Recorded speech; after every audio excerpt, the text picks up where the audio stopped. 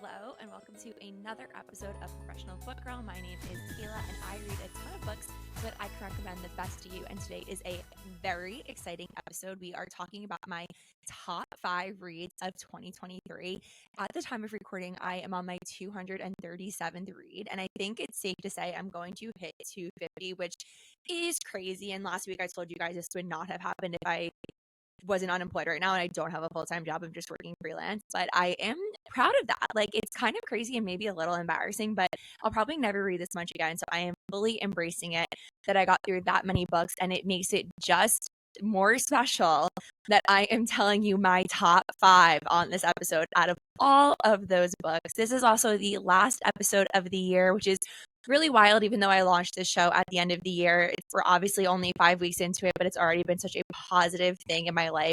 All day today, I was so excited to sit down and start recording. So I'm so excited to be bringing this into 2024 with me. And yeah, let's just kick it off. So as usual, just a few announcements. Please make sure you're subscribed, following whatever is to you on whatever podcast platform you are listening on. Make sure you check out the bookshop.org page, bookshop.org/professionalbookgirl, to shop any books that I kind of influence you to buy on this episode. And I also want to say, since there is no episode on Christmas next week, make sure you guys are following me over on KRedWhat. I've been doing Vlogmas. I feel like people are probably getting bored with it because my days kind of look similar, but I've basically been posting a little vlog every single day. I've been having a lot of fun with it. It's a fun way for you guys to see what I'm reading, what I'm doing, kind of keep up to date with me during my little professional book girl hiatus over Christmas. So make sure you're following there to check that out. And without further ado, it's time to talk about what I'm obsessed with this week. I am obsessed with the Real Housewives of New York City. Honestly, I'm shocked it took 5 episodes for me to do a Bravo segment, but that is what we are finally doing today. I have just finished watching the first episode of the RHONY Legacy Girls Trip on Peacock. They released 3 episodes at first, and it's going to be weekly on Thursdays. I kind of want to go a little bit slow with the first 3, but I was smiling, hysterical, laughing. Like, I am just so happy to have my girls back. If you are listening and not really aware of what happened with Real Housewives in New York, they basically had a disastrous last season, and rather than kind of just rebooting the cast a bit and giving our girls like another chance, they just completely scrapped the show. And for a while it was like there will be RHONY Legacy, which is all of the girls that we've been watching for like 17 years on TV, and then a new RHONY with a whole new cast and like totally new show. And they went forward with the new RHONY. I'm going to talk about my thoughts on that in a second. And then there was so much drama with like contracts with RHONY Legacy. And allegedly it was Jill Zarin who held it all up because she thought they should all be paid equally, not for like seniority and like how many years you'd been on the show, which to my understanding is how it works on Bravo. The more years you've been on, the higher you get paid per episode. So they just scrapped RHONY Legacy. And I was so pissed at Jill Zarin for doing that to us. And then Peacock picked it up. Peacock is NBC's streaming platform, and they do this thing called Ultimate Girls Trips. And on most, I think all of them, but this one though, it's they take housewives from different cities and put them together. And it is so cool to see them all interact in that way. It's like, these women so well, but seeing them get to know each other is so much fun. And thankfully they picked up RHONY Legacy. So now we have our old girls. It's Sonia, Luann, Ramona, Dorinda, Kelly, and Kristen. Such an interesting mix. I could have done without Kelly. I'm a little scared to be seeing her again. I'm happy Kristen's there. I low-key, I rewatched the original RHONY a year or 2 ago, and I realized and remembered that I thought Kristen was a really great housewife. So I'm excited to see her in the mix. She's already on the first episode in the drama with Dorinda. And I posted this on my Instagram story as I watched it, but I was like, this specifically is what the new RHONY is missing. And I do think that when these shows have their first season, they're kind of like self-editing a bit. And one of my biggest gripes with the new RHONY cast is that they are so aware they're on camera and kind of not being fully authentic like we know our old RHONY girls are. Dorinda at one point on this first episode just says to Kristen eagles don't fly with pigeons, come back to me tomorrow with your breadcrumbs. And the whole table starts hysterical laughing, and Ramona and Sonia are trying to type it into their phone, and they're messing up the phrase, and Jordan is like, I don't even know what I just said. I just said it. And I was laughing so hard, and I was like, that is what this new Real Housewives of New York show is missing. Now, I look at the new Real Housewives of New York show as a completely different show. You have to. Like, it's completely different women. They're also showcasing different parts of New York City. When it was first announced, I was excited for it because I've always said, like, out of all the Housewives cities, I relate most closely to New Jersey because I'm from Long Island, and Long Island culture and New Jersey culture are very similar. I'm not even 1% Italian, but Long Island culture is very Italian. And on Real Housewives of New Jersey, like, they're all Italian, and like family is a huge part of it. And like when Dolores says welcome back, come back, like, I just feel like I'm home, you know? So am able to relate more to that than Real Housewives of New York because our old girls, they're all like Upper East Side, just like a completely different echelon of New York society, which obviously I love seeing. But with the new girls, like, they live downtown. Some of them live in Brooklyn, and it was supposed to be a bit like younger and cooler. And I definitely did enjoy the show. I do think, like, I'm really interested to see how they will change now that they have seen the audience reaction, which is something I feel for like every first season of a reality show, because especially something on Bravo, the audience is so vocal and so just like they will tell you what like they think about you. But yeah, I'm excited to see where we go with that one. I had kind of a complete 180. I was not about Jessel in the beginning, and then she won me over by the end, and now I love her. So I'm excited to see where that one goes, and I'm just also so happy to be watching our OG RHONY girls on Legacy. And with that being said, I thought it would be fun. I've never spoken about this publicly, but I'm going to tell you guys about all of my encounters with various Real Housewives in New York City and my dad's encounters with them. So first I'll tell you mine. Honestly, they're not as exciting as my dad's encounters with them. So, not a housewife, but a housewife, Mr. Harry Dubin. Years ago, I was in college, and my mom is in love with Rob Lowe. She always has been since the 80s, and he was doing a book signing at Barnes & Noble on Fifth Avenue. So we got tickets, and we went together, and we were in a cab on the way there, and we're stopped at a corner, and I just turn my head, and I look up, and it was Harry Dubin standing there. And I was like starstruck to see Harry Dubin. I've also met Dorinda, Ramona, and Luann. So with Dorinda on my old podcast, What's in the City, we actually got to interview her about her book, which was like the coolest experience of my entire life. I really felt like I made it. She was exactly how you would imagine. Like, I'm mad we weren't recording from the second that she got on, because she was on and like right away, and like you couldn't get a word in, and she was like throwing out the catchphrases everywhere. And it was just a lot of fun. I met Ramona when I was 17. I had just turned 18. It was that summer. This was like back in the day now, over 10 years ago. She was promoting Ramona Pinot Grigio at a liquor store near where I live on Long Island. And I obviously wasn't old enough to drink yet, but my mom took me and my friend Megan, and we went. And me and my friend Megan look alike, like not as much now that we've gotten older, but in high school, like we still say like we're doppelgangers because we were obsessed with the Vampire Diaries, but like we just have like always looked very similar since we met in elementary school. Like I remember being in like third grade and the lunch lady asking if we were sisters. So it became like our thing that we looked alike and we were best friends. So we walk up to Ramona and she was like, "Are you sisters?"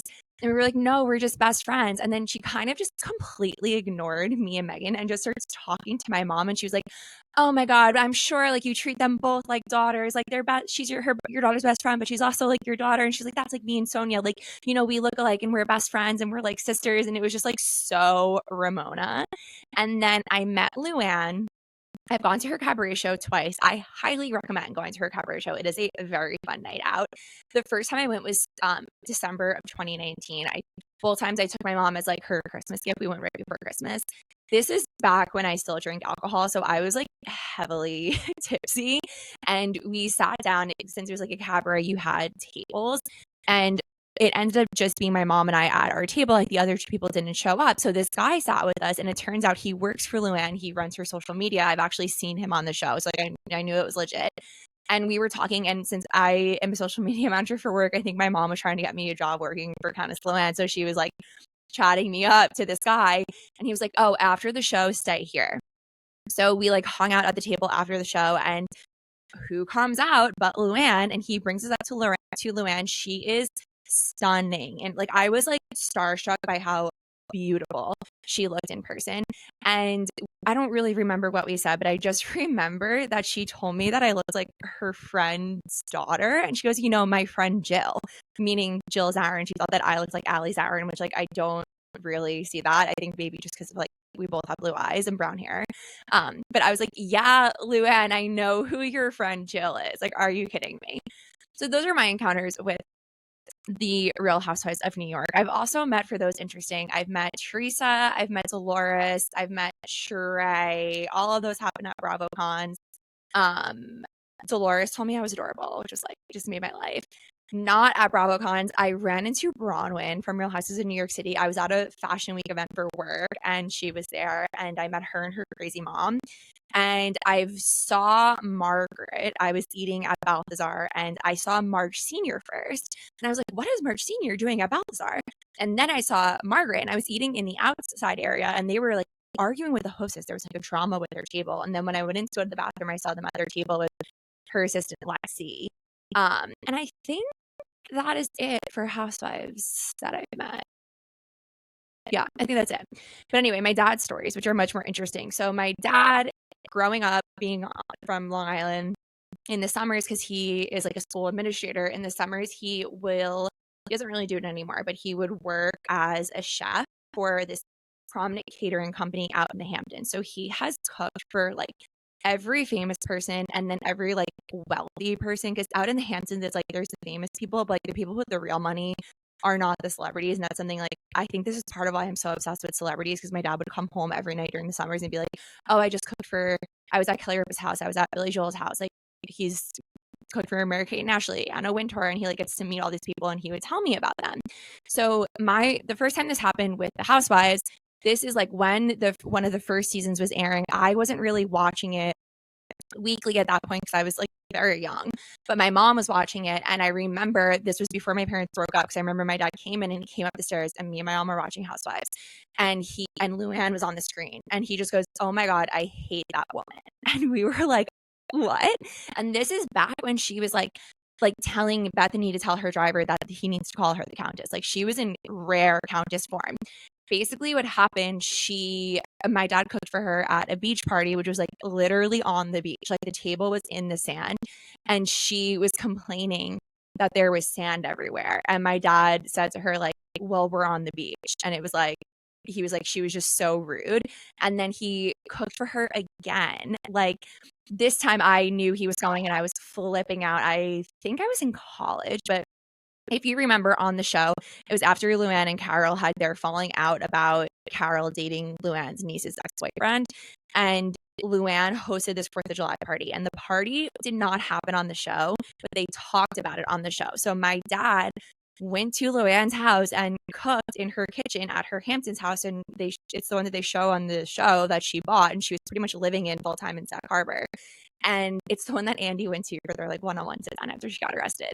So my dad went, and he had like nothing but nice things to say about Luann. The Count was there. He was like, they were still like friends, which she doesn't talk about on the show.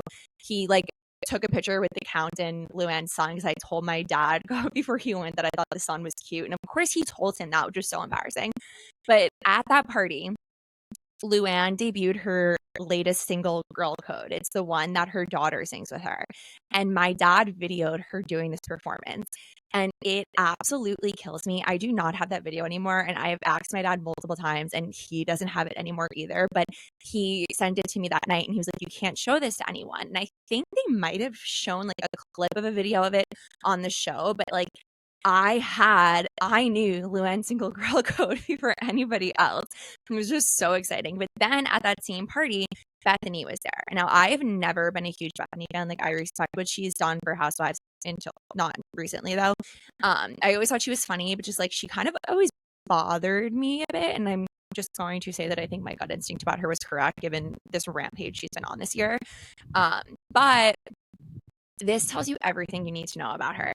She came into the kitchen and like asked my dad for something, which like I think she might have asked for a drink, which like my dad was not a bartender, is not and was not the bartender at the party, and was very rude to him. And she was like, don't you know who I am?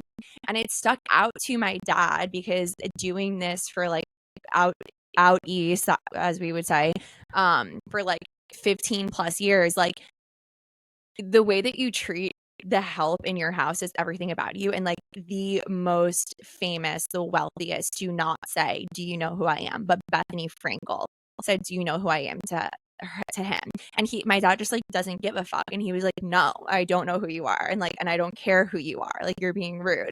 So when he came home and told me that, I was like flipping out. But yeah, that's my little like fun fact about me, my dad's firsthand encounters in the Housewives house. But I'm excited to continue watching Legacy. I'm excited to see where the new show goes. I just hope one day we get Legacy as a full time, or even as I was watching the first episode, I was like, I would take it as like another girls trip. Like, let's just keep doing this because like we've been in it. I've been watching like Sonia, Ramona, and Luann specifically on TV my whole life, and I just never want to stop. So yeah, that's my the first Bravo segment of Professional Book Girl. And with that being said, it is time to continue my top books of 2023 countdown. We're in the top 5. It's so crazy.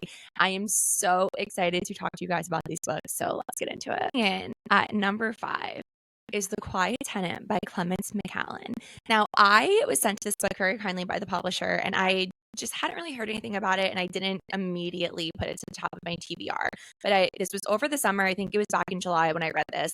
And Katie Lady Reads on Bookstagram, who I really trust her opinions. If she likes a thriller, I'm going to read it. She posted about this book in her story and said that she loved it. So I picked it up next. And oh my God, you guys, I was absolutely blown away by this book. I will be thinking about it forever. I have been thinking about it very frequently since I read this in July. It is just haunting and stays with you. And the plot is just insane, and the way that it's written and the characters. And yeah, that's why it's number 5 of my 2023 books. So our main character is known to us only as the woman. And we know that 5 years ago, she was kidnapped and brought to this shed where she lives. She's like chained up.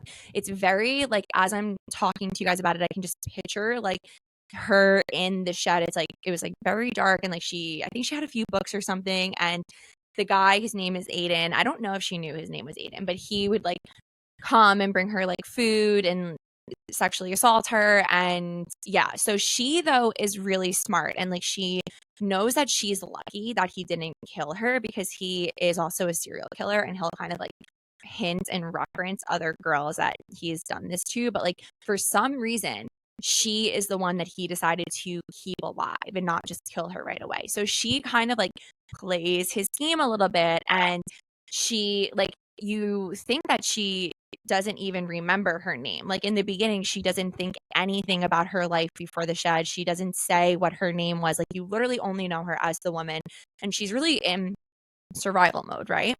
So Aiden in town though is kind of known as this guy that like everyone kind of likes. He helps everyone out. It's like a small community, and everyone knows each other, and he's just from like he's just very well liked in town. Like he is just not, people would be shocked to learn that he is keeping a woman locked up in his shed, right?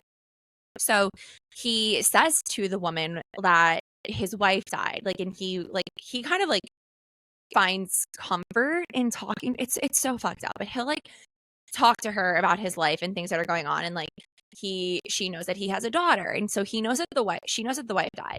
And then it turns out that the house that they were living in was owned by his wife's parents, and they have to move. And so he's starting to talk about like, your time in the shed is like coming up, like, and she's like, oh my God, is he gonna kill me now? And she was like, I need to make it so that he takes me with him. So she ends up convincing Aiden to take her when they move. But now, like, there's no shed for him to go into. So he brings her into the house that he lives in with his teenage daughter, and he locks her, he keeps her in this room upstairs. And this is the first time in 5 years she's been in a house. And like, there's this scene where she sees herself in the mirror for the first time, and she like doesn't recognize herself. And she's like, my hair's so long. And like, she can finally like properly shower, because in the shed she just had like a bucket. And like, he'll once a day like bring her into the bathroom before the daughter wakes up, and then when he leaves for work, he locks her up to a radiator in the room. And he explains to his young daughter that this is just like a friend of a friend who is staying with them. And when she's locked in the room all day, like the assumption is that she's out at work, where like she works from home and she works from the bedroom. And she eats dinner with the family every night. And this is really when like everything kind of starts happening. So now she's at the table and she's kind of back in the real world, and the daughter becomes interested in her and they kind of start forming this relationship. And there'll be like flashes of things where like she'll get to watch TV with the daughter, and then she starts like, you don't know if she's finally remembering things about her old life or she's finally revealing. But then there's a third perspective. So there's this girl in town who works as a bartender at the bar where Aiden hangs out, and she starts to fall in love with him. So obviously, like, she's an idiot because he's a serial killer, but she doesn't know. It's not her fault. But she also was kind of just like dumb and really annoyed me. Her decisions, just like shit she did, made it worse for our girl, the woman that we were rooting for to be saved. So you get the perspective. So it's told from three perspectives. So the woman who was locked in the shed and is now in his house, Emily, who is the girl in the town who is falling in love with Aiden, and she is trying to start a relationship with him and like does not know anything about his real life. And then from his other victim. So the story will be interspersed with a chapter of like the perspective of the woman as he is like kidnapping and killing them. So that's how you like really know that he's a serial killer, and you know what he's capable of because you're experiencing it through those chapters from the women. I really don't want to give anything away, but it is just like the plot is so wild and so interesting. I would class this as a thriller because it is thrilling. Like I was so anxious for the woman. Like I wanted her to escape so badly, but then you're so scared for her anytime she would like try to make a move. It is just so wild. And I wrote in my notes though that the writing in this book is mesmerizing and haunting. And I think it's even more impressive because the author of this book is French and English is not her first language. And she just wrote this in such a beautiful way. Like I think this plot itself would have made this a great thriller, but the writing is really what made this such a 5-star read for me. In my top 5 of my favorite reads of the year. You could not put this down. Like the way that the writing propels the story forward was just so well done. You felt like you were in the house with them. You can feel the atmosphere and how tense things were, and her fear and her, like, she is just such a survivor and she was doing everything that she could to survive. I was so impressed by this. This is this author's debut, which blew me away, but I cannot wait. We are so lucky now that we have this author on this. Not wait to see what she writes. They give it 5 stars. That is The Quiet Tenant by Clemence Michallon. And at number 4 is The Wishing Game by Meg Shaffer. So I got this in my book of the month box, I think in like September or October. And I had not seen anything about it, and I didn't know what to expect, because usually when you're seeing books all over, you kind of have an idea of what it's going to be like. But I went into this completely blind and honestly kind of thinking that maybe I wouldn't like it, and yet here we are. It made its way into my top 5 of 2023. So it just goes to show, don't judge a book by its cover. LOL. That was such a dumb joke, but anyway. So the premise of this book is Jack Masterson is this author of this very famous and beloved children's book series. I always say beloved or beloved wrong, and I've been made fun of it publicly in the past. So if I said it wrong that time, like whatever, you know what I meant. But anyway, it has been years since he released a book, and he's been writing these books over decades. So I was trying to think of something it reminds me of, like something that has been spanning for that long of a time. And when I first read it, I thought about like the Magic Treehouse series because of the volume of how many books that there were. But I don't know if those books are still like popular and in circulation. Like I just can't think of a series in real life that I would compare it to.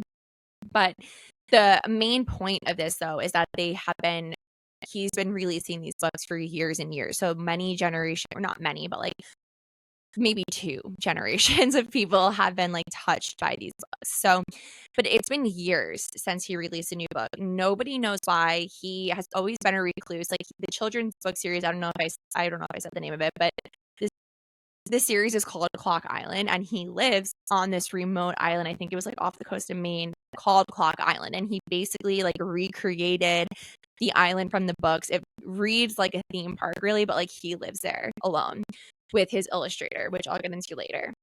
So our main girl is Lucy, and she is a teacher, and there's kind of hints that she's not close with her family. She's like getting her life on track, and she grew up really obsessed with these books. She once wrote a letter, and she like ran away from home and like visited Clock Island, and she got to meet Jack Masterson, and it was just like a very formative part of her life, and she just really loved these books. And so since she's a teacher, there is this student who's maybe 7 that she became very close with. His name is Christopher, and he is in foster care. And she is doing everything she can to become his foster mother with the hopes of adopting him. They are very close. Their relationship was very sweet, and the way that she was just moving earth, and what's that saying? But she was doing everything she could really to get Christopher to be a permanent member of her family was like very powerful to read about. But she introduced Christopher to these books, so they really bond over the Clock Island series. And when the book opens up, they are in school one day, and this is when you first meet Lucy and Christopher, and people all of a sudden are like, oh my god, there's something on Jack Masterson's website. So they go, and there's a riddle on his website with the promise that whoever can figure out the riddle, they will get to go to Clock Island and compete for the manuscript for the next book. So it's a huge deal worldwide because, okay, there is a next book. Now people get to go to Clock Island and compete for it, and someone's going to get it. And like my assumption right away was like, and then they'll it'll be published, duh. But like you learn that some people there kind of have like nefarious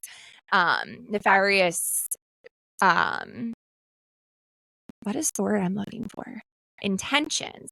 Like they're gonna sell it or something and like not let the book really be released to the public. And like our girl Lucy is like, no, this book needs to get out. But she also, I think maybe there is a cash prize involved or something, because she sees this as her way to get to adopt Christopher, because basically she like needs a better apartment or something for the foster care system to approve her as a foster parent. So anyway, they see the website with the riddle, and she was like, I know the answer. And this is when you learn that she has been to Clock Island in the past, and that's why she knows the answer to it.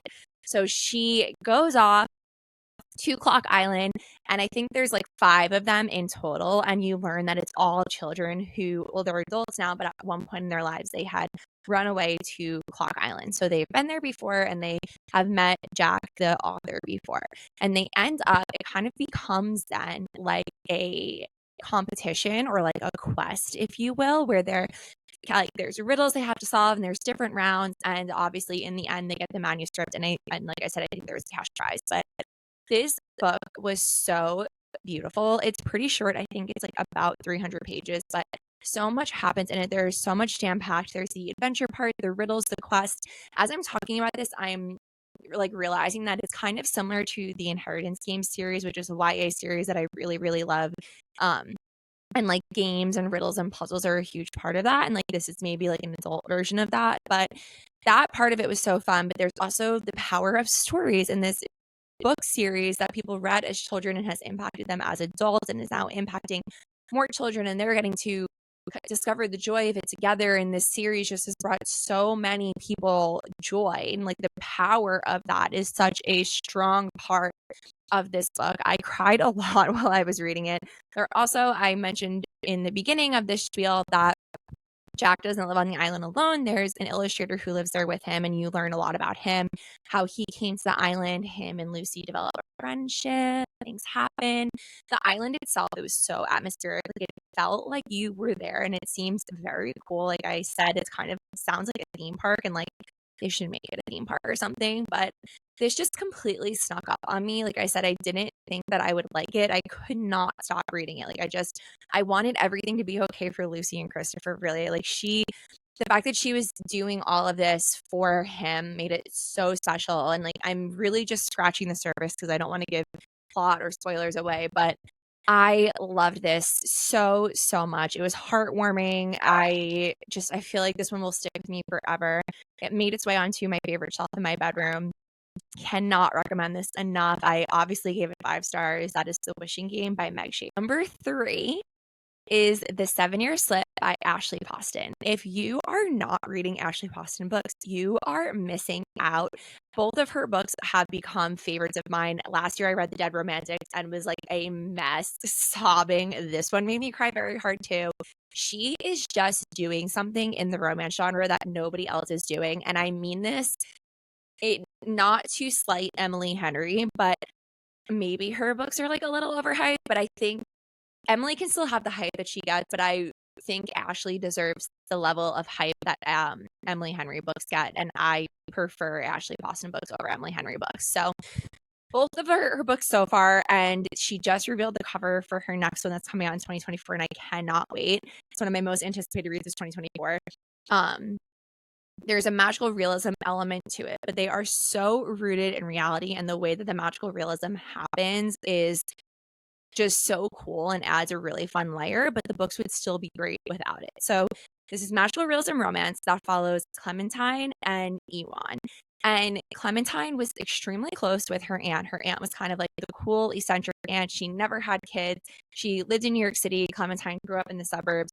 And when her aunt died, she inherited her magic apartment. So she spends a lot of time with her aunt in the city at this apartment. They also, a huge part of their relationship is that they went on yearly trips. And the big thing that they bonded over was travel, which I like, as someone who went on a huge solo travel trip this year, like the talking about like the importance and the specialness of like women traveling solo and obviously together. I just really love that. But like I said, it's a magic apartment. So Clementine grew up hearing stories from her aunt that the apartment was magic, but she kind of just like chalked it up to fairy tales. Like she used to wait for something to happen, but she never saw it. So she didn't really know what the magic was. Now, unfortunately, her aunt passed away. And when we meet Clementine, she's really in the throes of grief. And she was such like she was the most formative figure in her life. And she's really lost without her. And now she's living in the apartment that she inherited, which also, like, the fact that she inherited this apartment as a New Yorker, like, she's lucky that she did. Feel bad for her that her aunt died, but she's lucky she got the apartment. So Clementine works in publishing. I think they do, like, cookbooks. And she's kind of, like, work, but not super happy, really, with her job. Like, there's a lot of job drama that I'm going to talk about more at the end, but she is out to eat one day with her coworkers and there's a hot new chef on the scene and they are thinking about kind of approaching him to see if he would want to write a book. So Clementine briefly meets him. They like literally bump into each other as she's running out to get back to the office. And in her head though, she was like, oh, he was hot. So then she is in her apartment one day and she falls asleep on the couch and she wakes up and she is 7 years back in time. So the magic of this apartment is that it exists in kind of like this weird, it doesn't exist in a pocket of time, but it can like travel, I guess, through different pockets, or you can like fall through time in the apartment, but it is up to the apartment when it happens. So she wakes up and she realizes that it looks like how it did when her aunt lived there. And then she starts putting together like that during that actual time, her and her aunt were on a trip in Norway together. So the apartment, like that's why her aunt's not there and why she wouldn't be there. But she's woken up on the couch by this guy named Ewan. So you find out is subletting the apartment while Clementine and her aunt are in Norway. And she, though, can't say to him, like, oh, I fell through time and that's why I'm here. So she like plays it off as like, oh, I needed somewhere to crash. My aunt didn't tell you that my aunt didn't tell me someone was subletting it. Whatever. So they hit it off. So we find out that he is a chef and he like cooks her dinner and they're just like, the banter is good. She's so attracted to him. Like they get along so well. Like the banter really is what made this for me. Like I loved watching the two of them together. He starts calling her Lemon, which I think about all the time. Like it was just so sweet.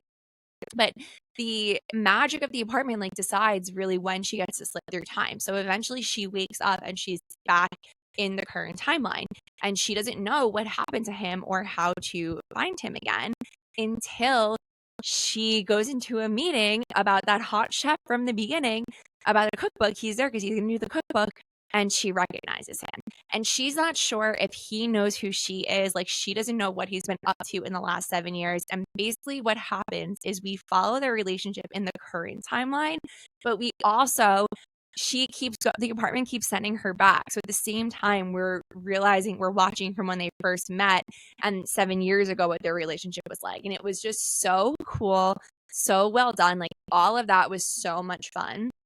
But Ashley Poston has a way of writing about grief that is unmatched in my opinion. Like she just stabs you in the heart when you least expect it, and just it's so beautiful the way that she talks about it. And I think she has similar views on grief to my views on grief. Like I am always like, your people are still with you and this is how you honor them and remember them. And I just the other night, my uncle and I were talking about my aunt that passed, and I was like, she lives on now through our stories, which is such like a me thing to say, but like I truly believe that. And that kind of sentiment about grief and losing loved ones like really comes through in Ashley Poston's books, and she writes that in such a more beautiful and poignant way than I ever could. But it just really, I'm reading about this fun little romance and like giggling at him calling her a lemon, and then I'm crying thinking about my dead grandma. Like she just comes at you with that. But I had this book on my TBR for, I would say, over 6 months. I was sent an early copy and I just kept putting it off for some reason, which was weird because I loved her first book, Dead Romantics, so much.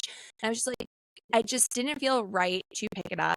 But I read this book exactly when I needed to, because Clementine goes through some things with her career. And this was when I had just left my job. And it was like, I needed to read those words on that day in that exact headspace and in that exact moment. And I said this when I did a little Carrot What Wednesday video about this, but I felt like the magic of the apartment and of this book slipped through to our universe and placed this book in my hands on that day. I can picture I was reading it at the pool crying because I just needed to hear those words on that day. And obviously not everybody will have that experience, and this would have been a 5-star read. It probably still would have been in this spot on my yearly countdown without that. But there's just that added magic, and that is what I think is the magic of books, when you don't know when this little subplot will hit you in a way and you just read what you needed on that day in that moment. That is the magic of books and the power of books, and part of why I'm so obsessed with books and storytelling, and I always will be. But beyond that, like this is just so much fun. I loved the romance. I loved the world. There's like a few scenes in Washington Square Park, and I think about it every time I walk through Washington Square Park now. She, just like I said, Ashley has such an insane way of writing about grief and life and love, and I'm so impressed by it. I cannot wait to keep reading her books. Really just obsessed with her if you haven't gotten that point yet. That is A 7-Year Slip by Ashley Poston. Hey, drum roll. Number 2 is Stone Cold Fox by Rachel Koller Croft. Oh my God, you guys. I read this, honestly, I think in January, and I still think about it. Wow, what a book. So our main girl in this book is B, and I wouldn't call her a scammer. Like, I don't think this book falls into the scammer book category, which I do love a good scammer book. I would call B a very calculated gold digger, which like right away I am obsessed with her. And she has a very curated life to snatch a certain husband so she can keep up a certain lifestyle, and she will do anything to keep it. And the part of this book is like the wealth and kind of glamour of B. Obviously, she has a certain beauty routine and maintenance to upkeep to become this like trophy wife that she wants to be. And it's very like if you like the things that I like, so like if you like Bravo and like rich people misbehaving and reading about like certain echelons of society and the money and the fashion and the glamour and the glitz and all, and then you love a thriller, this book is for you. So B is engaged to Colin, and she chose her fiance very methodically. So he is from a super wealthy blue-blooded family. They have like an estate up in Connecticut. B and Colin live in New York City. He is just like private school educated, boarding school, Ivy League, all of that, was handed a place at his father's company. B works at the company, and that is how she met him. But she's very calculated, like I said. So she's like always plotting 10 steps ahead. And she kind of like, you never really know who the real B is, because she has curated herself really to be what Colin wants in a wife and a partner. So she, in the beginning of the book, she is finally, I think they're already engaged, and she is finally meeting his close friends, and they go to a trivia night, and she meets his best friend Gail. And now Gail and Colin, I don't think they ever dated, but it's very clear that Gail has always been in love with Colin, and Gail is from this world, but she's the opposite of B in the sense of like she's not very beautiful, and B is like knockout gorgeous, and she, like B kind of looks down on her in that sense. Like it's super superficial, this book, but Gail is like in love with Colin and wants to be with him, but like to Colin, like she's not even a choice for a wife. Like obviously he's gonna go for like the shiny beautiful woman, like that's just the type of guy that he is, right?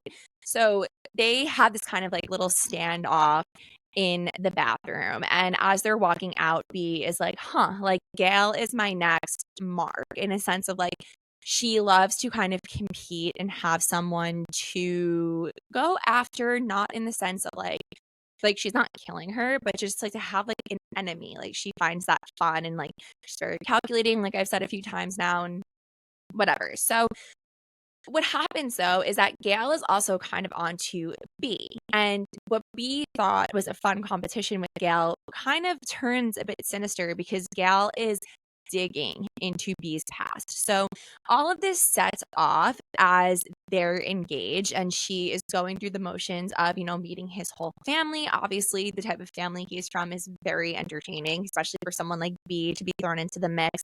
She's planning her wedding. There's like the bachelorette trip, all of that. In the background, she and Gail are kind of fighting and scheming against each other, and Gail is digging deep though.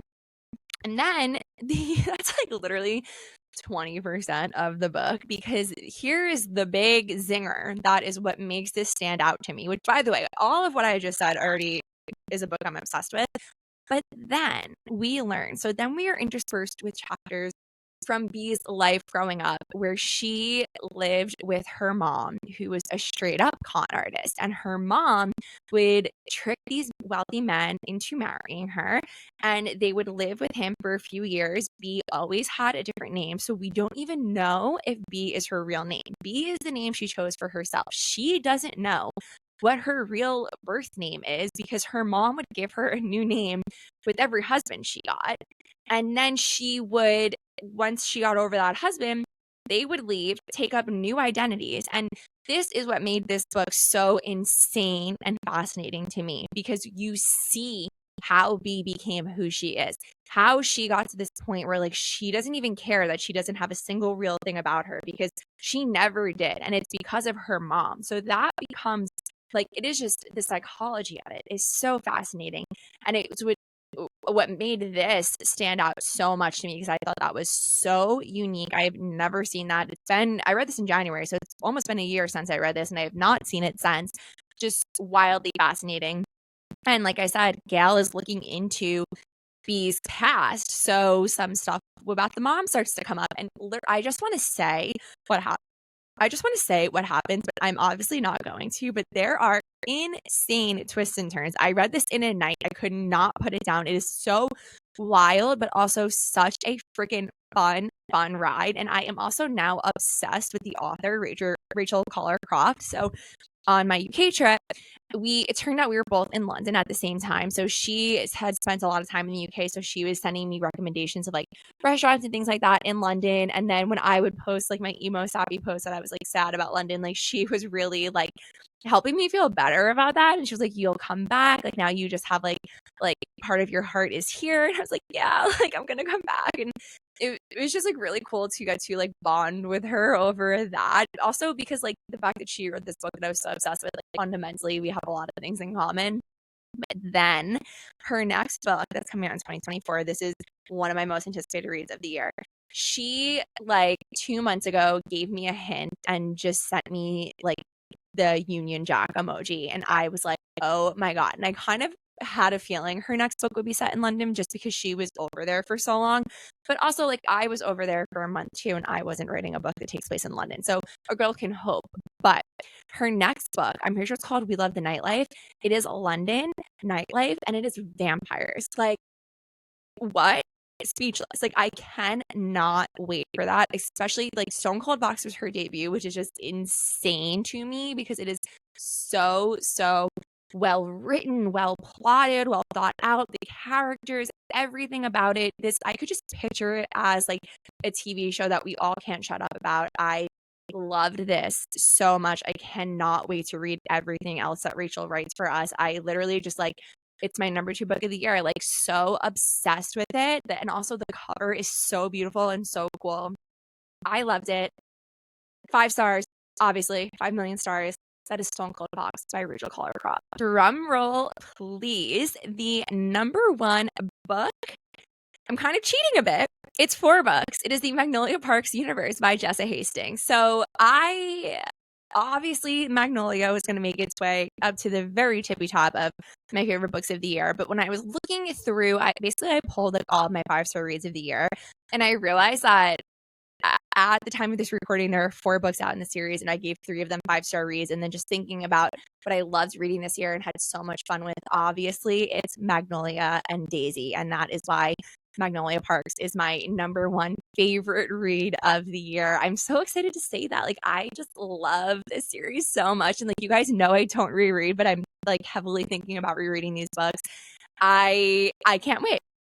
So here's my little fun history with these books. So, like I've mentioned 5 million times on the 5 episodes of this podcast, I spent a magic month in the UK in the second half of March, first half of April. And right before my trip, my Bookstagram friend Dotsy for the books, everyone go follow her, she posted to her story like this publishing trade announcement that Dutton bought the rights to Magnolia Parks. And it had like the blurb there, and I trust her romance recommendations like so seriously. She's my go-to romance book rec girl. So obviously I was intrigued. And then I looked up the plot and I was like, oh yeah, I want those. And then I looked at the covers, and at this time in history, there was only the UK covers, which go Google them now. And there's been a lot of controversy about the covers, but I knew that they would be changing the covers for the US release, especially since it was going to be like traditionally published by Dutton. So I was like, well, I'm not going to order these books because I'm going to England in a week. So I'm going to buy them there and get those covers. What happened though is I ended up on a month-long treasure hunt. And I say treasure because these books are a treasure to me, across 2 countries in the UK, searching for these books. Basically what happened, I obviously was going into every single bookstore that I saw, but I wasn't finding them until the first weekend into my trip. So it had been a week and I couldn't find any of them. I was in Bath and I went to Toppings in Bath, which is just so beautiful. And they had all 4 of them. And for some reason, like for many days on my trip, I was cursing myself for doing this, but looking back, I'm kind of glad that I did because then I got to go on the fun little treasure hunt. But they had the whole series and I only bought the first one because I was like, well, what if I don't like them and like don't want to continue it, which was just like so dumb, but whatever, that's what I did. And I read the first one. I gave the first one 4 stars. More on that in a second. And I was like, I need the next books.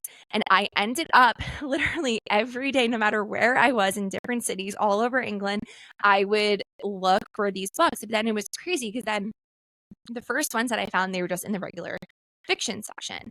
And then I found the second one in Foyles in London in the romance section. Third one I found in Scotland in another Toppings there with my friend Alex's book diaries, and it was so exciting that we found it and I like took a photo with it. I was so excited. And there it was in the YA section. So no one knows where to shelve these books. So then when I realized like that they were shelved in different spots, I was like backtracking and going back in all the bookstores that I'd already checked. By the end of my trip, I cheated for the last one. I ordered it to the Daunt Books in Holland Park, which is very poignant to the series. And I picked it up there on Easter, and it was like an Easter miracle that I got it. But I just loved this series so much, and it really came to define my month in London. I read a bunch of other books while I was there, but reading these books, they're set in London. Reading them while I was there was just so cool. I was staying nearby where most of the characters live. I would be walking past places that they went to in the books. I didn't realize that like the whole thing is at Magnolia and then like live in Holland Park, and I was walking by Holland Park every day. Like, and so then I started scouting out places from the book to go like walk by.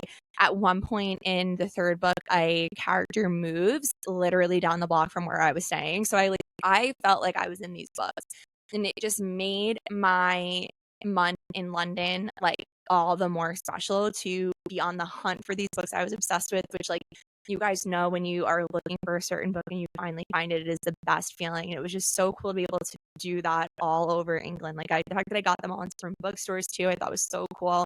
And Scotland. And yeah, like I just loved it. And obviously these are my favorite books I read this year, but it is my by far probably the best reading experience of my entire life. So they will always hold a special place in my heart for that.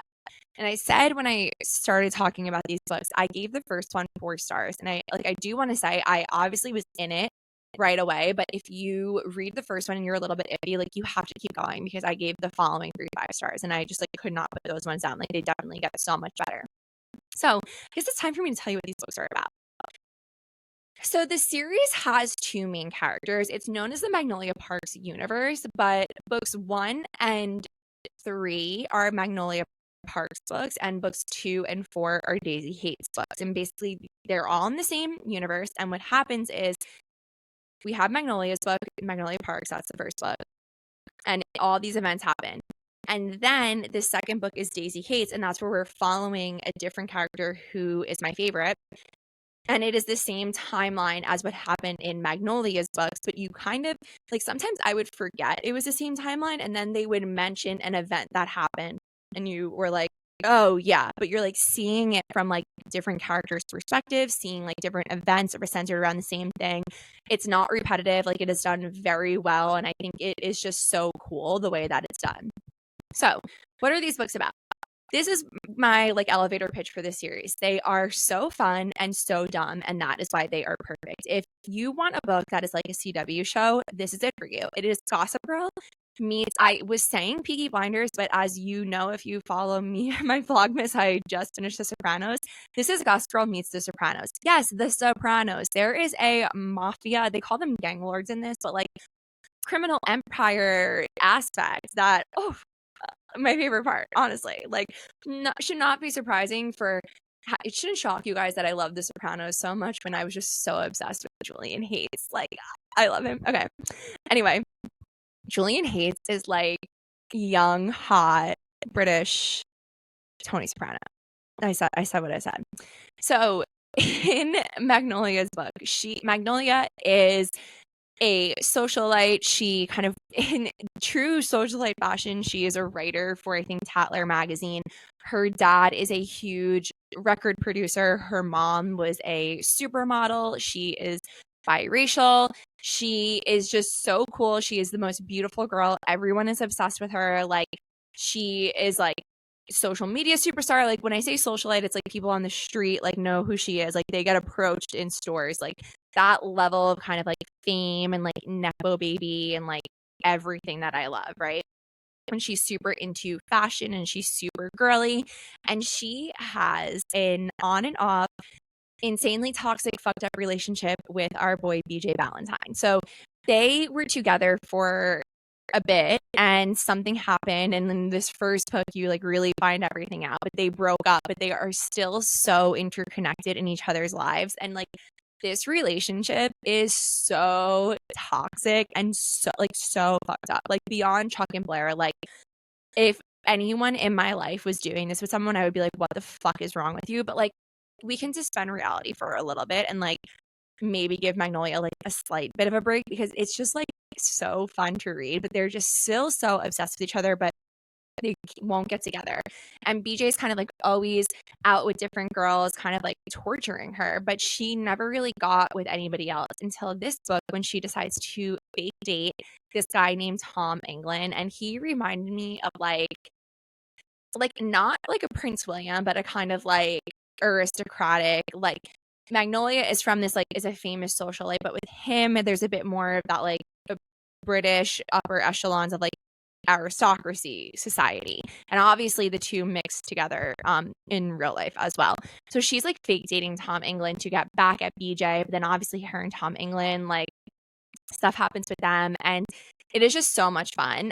There is a whole host of characters, like their friend group, they call them the full box set, and like Magnolia has like a group of girls, and then there's BJ with his guy friends, and they're all like super prominent. And what's so cool is like in Magnolia's books, there's this character Christian who I just like did not like, but then in Daisy's books, I was like obsessed with him. So that's Magnolia. And then but also this is like the most important point. Magnolia is so fucking annoying. Like, I guess I like her, but she just like really annoyed me.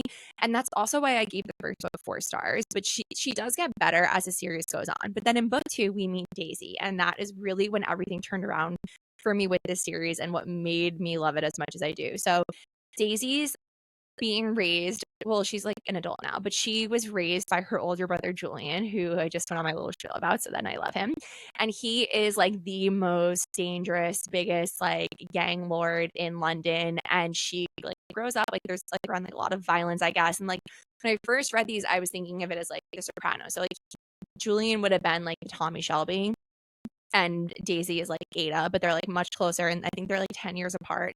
But they're like their circles are like very intertwined. And it's really interesting to read about her in that sense, but like they were orphaned, and you find out a lot about stuff with their parents, but like their relationship was so sweet. Like I really loved reading about Daisy and Julian together, and like I just love Julian, and I love Daisy, and like she is everything that Magnolia wasn't for me. So Daisy is like tough and strong, and she doesn't take shit, and like everything I wanted Magnolia to do, Daisy was doing. And like obviously that's what drew me to her more. And like this is a series, like I really don't want to say more, and I don't want to give things away, but they are just so much fun. Like they're not straight romance, like you're really just reading about their lives, and there's like drama, and like I compared it to a CW show, so like just imagine these things that happen in those types of shows. But like I just loved it so much. And I like am in a bit of a conundrum because the publisher very kindly sent me the next book that comes out in February on my Kindle, but they also were like, don't talk about it.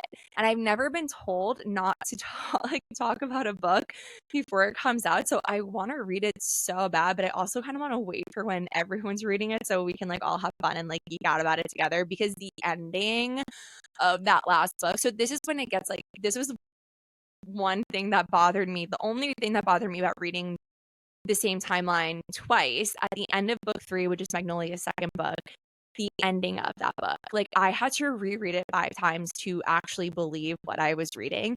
And then you go on to the next book and you go back in time though, and then they end at the same place, but it was like you just wanted it to keep going. So the next book to come out is a Magnolia book, and so we'll be picking up from that insane cliffhanger. But I just loved this series so much. Like sometimes you just need like a fun little like palate cleanser. Like it's not going to win like a Nobel Peace Prize, but they're just so much fun. And it was picked up by A24 to be adapted. And like a dream for them specifically to pick this up. Like I feel like they'll actually do it justice.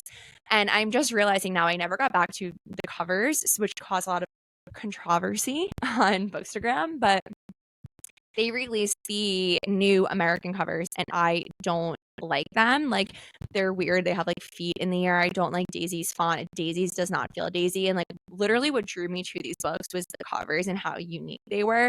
And I have a theory that if you got into these after the new covers come out, you like the new covers more, and like people who already love the series don't like the new covers. I'm sure some of you are going to be like, you're wrong about that, but like in my experience talking to people, that's what it has been. I prefer the old covers. I pre-ordered book 5 from Waterstones, which is the Barnes and Noble of England, so I can have like the full box set. And yeah, I just loved it so much. It is my number 1 favorite. It will go down in history as one of my all-time favorite book series. That is the Magnolia Parks universe by Jessa Hastings. Okay, I can't believe we did it. I have officially counted down all of my 15 favorite books of 2023. I really hope that you guys pick some of these up if you haven't read them. And I'm really curious, like let me know what your favorites of the year were. Maybe it'll inspire me to pick something up. But we are not done, because I as this show grows and goes on and evolves, it's going to keep evolving. And I've been wanting to find like a fun ending segment for the show to do every week. And this is the first week we were doing it. So without further ado, here's the first ever Professional Book Girl quick fire mood reads. So if you follow me on Instagram at KRedWhat, every now and then I'll post to my story and be like, let's play a game, tell me what you're in the mood for, and I'll recommend a book. And I thought it would be fun to just rattle off. I'll do 3 of them each week. So I posted today. I'll probably start doing it earlier. I just thought of it this morning, like 2 hours before I was going to record. I'll keep an eye on the Professional Book Girl Instagram story every week because I will post like, okay, tell me what you're in the mood for, and maybe it'll get answered on next week's episode. So the first one comes from, I guess you're all friends with the pod though, but a bookstore friend of mine also, Liz. She asked for a non-World War II historical fiction. And for her, I would recommend The Square of Sevens by Laura Shepard Robinson. This was one of my favorite historical fiction reads of the year. It was one of my few 5-star reads of the year. I only had 25 5-star reads out of what will end up being like 250 reads. So I love this book. It takes place in Georgian England. There is a magic element, tarot, or not tarot, but like fortune telling through a deck of cards comes into play.